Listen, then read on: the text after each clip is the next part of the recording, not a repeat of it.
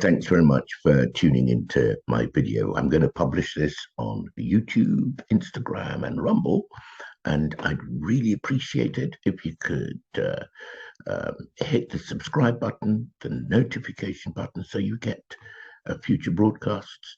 And by all means, do share your comments because your feedback is so important to me.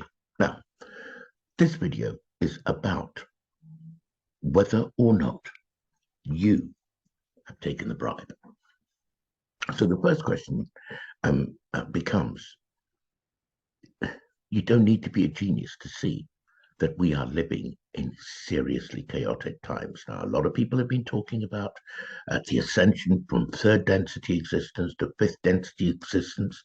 If you don't know what that is, I think that you ought to Google what these things are so that you can get some more background context. But I can't in this video go into those issues. But one thing is for certain, in the realm of politics, in the realm of economics, in the realm of culture, in the realm of just day-to-day social events, and of course, the big one, which is medicine, we have experienced in the last 2 going on to 3 years now, increasing levels of chaos. Now, why is this so? I mean, if anybody had told me just 10 years ago that the United Kingdom would have a PM that lasted for 49 days and be the shortest serving PM ever, I'd have laughed them out. I'd have said, well, you don't know Britain very well. If anybody had said that she would be involved in the creation of a budget which brought the pound sterling to its lowest ever level to the US dollar, I'd have said, now, people in this country, especially the civil servants and so on, they're smart, they're professional, they can't allow that kind of cock up to happen. Well, both occurred. Why? The question is this a cock up, i.e. a gigantic series of randomly unfortunate events, or is this by design? Now, I have to say to myself that if I judge by my own circles alone, most, I would say, kind of higher than the 80 percentile of people I know are smart, intelligent, pretty well informed. Some have got very, very exceptional academic backgrounds. Some have been educated in, as far as the world knows, the most elite institutions on this planet. And these are the people who form the professional, middle, and political classes, virtually of every country in the world that you go to. And yet it was on the watch of these people that these chaotic events occurred. It minds me to think that what is going on is not a cock-up, because people who are intelligent, smart, articulate, and informed don't make these kinds of cock-ups. If these things are happening, they are happening by design. Okay? Now, thinking through this, all I can think of or imagine is that these so-called smart, intelligent, articulate, educated, informed people have somehow parked their judgment to allow this series of unfortunate events to elapse, to play through. And why would they do that? The only reason they would do it is if they had been induced by something to park their judgment, to comply with what they know is total insanity and just go with it like a herd of sheep heading straight towards the abattoir. Right? Now, if you're parking your judgment, what would the bribe be? What kind of bribe would make you do that? Now, for the people I've been talking about, who are indeed the people with the clout, the influence in society to say, that's enough, we got to stop this, We can't allow this to continue anymore. For them to abrogate that that power of leadership, that obligation indeed of leadership, means that they've been bribed with something that has clouded their judgment. What would that bribe be? The bribe is simply that of privilege. See, the people I've described are also the people who have done rather well out of the system. It's paid for their children's school fees. It's bought them nice cars. It's giving them successful careers. It's bought them nice homes. It's bought them status. It's bought them influence. It's basically put them in the top X% of society. Now, do you honestly expect that if those benefits are threatened, the people are going to be honest brokers, even in the face of what their conscience is telling them? And that, my friends, is exactly what the bribe is. The bribe is that of privilege. Let me take two avenues in which these privileges play out. Take in the world of politics. Because I'm African, I'm of African origin. I look at the political classes in Africa, and there is a very clear narrative that has played through the line of a certain group of people rising to the top. Now, certainly in my generation, they tended to be people who had been raised with a Western mindset through a Western style educational system. And the more Western it was, usually the greater the privileges that they were accorded. Take, for example, the president of my country of birth, which is Ghana. And he went to Lancing College. that's one of Britain's finest.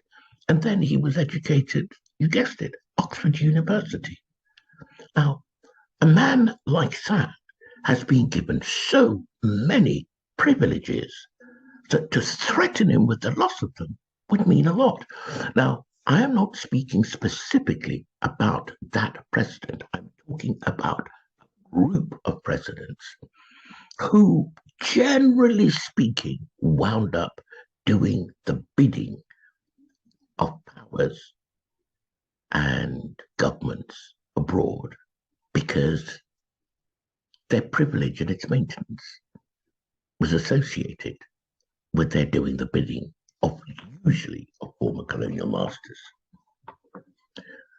I don't say this in judgment over them. I'm just trying to be descriptive and explanatory of the situation in which we find ourselves. And this is the ugly secret that everybody talks about at home. Nobody dares to say publicly.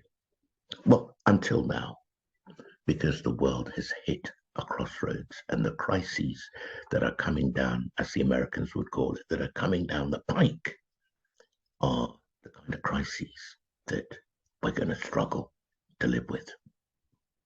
And so it is that certainly on the continent of Africa, anybody who has the cojones to stand up and say, actually, X, Y, and Z would better benefit my people. The people who were the former colonial powers and who run the world economy immediately see the potential loss to their exchequers of the unfair trading and economic relationship between, say, Africa as a continent and the rest of the world, or the Western world, as an economic bloc.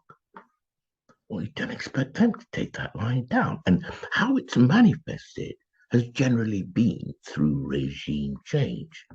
So you do what the West wants, or you get kicked out of office and replaced by somebody who will better do their bidding. Of course, as we go along, because the news agenda is a 24/7 activity, it's got to be done quite subtly, Because if you do it in your face, everybody knows what's going on. And you will even have these advocates in the West saying, well, our relationship with the global South is unfair, it's wrong, it's exploitative, and so on and so forth. So at least there are opportunities for people to vent. But as they say, as above, so below. So if the leaders of the continent are in this mindset, how on earth do you expect the ordinary people of the continent to have the spine to stand up and say, actually, this educational system, actually, this economic policy, actually, the fact that our history has been completely obliterated doesn't work for us. How do you expect them to stand up and say that? Now, the greatest proponents of these freedoms, these liberties, one of the greatest of whom was probably Kwame Nkrumah. Well, he got replaced because he was starting to make too many alliances with the people from the Eastern Bloc. He was basically a threat to the global capitalist enterprise, and so he had to go. And guess what? These days, people don't, nobody's going to send a gunboat to that country. You'll just get local agents to get up, destabilize the guy, and they will then be put back in power. And the more you keep the people on the continent fighting each other, the less time, the less bandwidth they have for working out the big picture and what they need for their survival. So that's how the system of privilege, backed up by actual rewards, keeps people down at heel and supporting what is actually a grand cock-up, while being at the same time, look, decent people, more or less decent people. Another way in which this thing works, just in case people think I'm demonizing Africans and people of African origin, this is just about power. Here in the West, exactly the same thing happens. There were countless professionals who went through with the medical protocols that we were prevailed upon to take upon ourselves, and very few individuals who stood up to say, hang on a minute, give us pause for thought. They were humiliated, demonized, attacked sometimes ad hominem, their reputations trashed, and these were people not only of impeccable professional credentials up until that time, and up until the time they said, no, let us stop and think, but people of impeccable moral conscience. They were all trashed. So the whole thing comes down to the idea that, if you're paying for your child's private education at an elite institution, which will enable them to inherit and take on some of the privileges that you already have, if you do the calculus and figure out that, on the balance, I've done pretty well out of this system, and really sorry if a few Africans in the Congo and West and East and Central Africa had to pay the price with ghastly regime change, regime change episodes, and a generally hugely depressed standard of living. If that's what it takes, well, I'll just cast a blind eye to that. And the bribe again, as applied here in the West, was people doing the maths and deciding that it doesn't work for me to stand up. And so let me, in the hope of retaining and maintaining my privilege, go with the status quo. That is how all of this stuff works. So the Bible, who says that let he who is without sin cast the first stone. We're all in this boat together. And when I ask the question, have you taken the bribe? Are you staying mute when you know you should be speaking up? I don't need for you to answer me that question. I need for you to answer yourself that question and then live with yourself. That's all I'm asking. Ask the question. Are you acting in the best interest of not only yourself, but also your environment? That's the question you've got to answer. And who the heck is Tete? I mean, I'm just somebody may be in your environment, somebody you come across on YouTube and so on and so forth. I'm not God. Sometimes I wish I was. So it doesn't matter what your answer is to me. The only answer that matters is the answer you give yourself. Same thing applies to race. People know. See, I don't know anybody stupid enough not to recognize the double standards that apply to along lines of race. Certainly in the United Kingdom, around the world. Very public example of that has been the issue with Prince Harry and his one drop and you're black wife, Meghan Markle. So the way this thing has polarized society is absolutely unbelievable.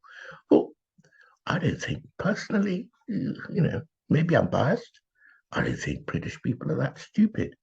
Nobody is that stupid. Not just them. Nobody is that stupid. Everybody knows what is going on. But they reckon that by maintaining racial privileges which are ascribed to being a person of European origin as being a person of African origin. They do the calculus and they think, this might unravel a lot of privileges that I've got. So best to either pretend it's not happening, though it's in your newspapers every single day, because when she draws breath, it becomes front page news. Or come out with what I think is going to be the winning side of history, which at the moment a lot of people still think is with stoking up support for the royal family. Now, I'm agnostic about all of that. Again, it's not for me to judge. This is a decision you must make for yourself, but don't you dare pretend you don't know what's going on, because you know clearly what's going on. You can't do the maths without having the numbers and the figures. So everybody knows.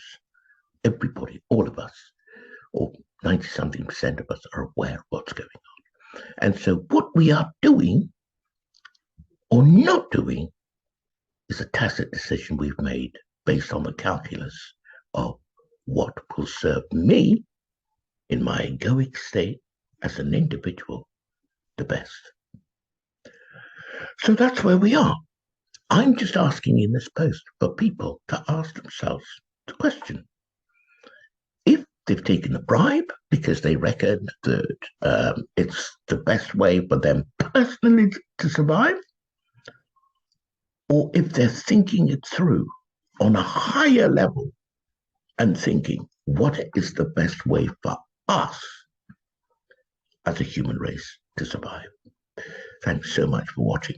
As I said again, do hit the subscribe and notification buttons on YouTube if you watch it there. And thank you for staying all this time with me. Have a great day.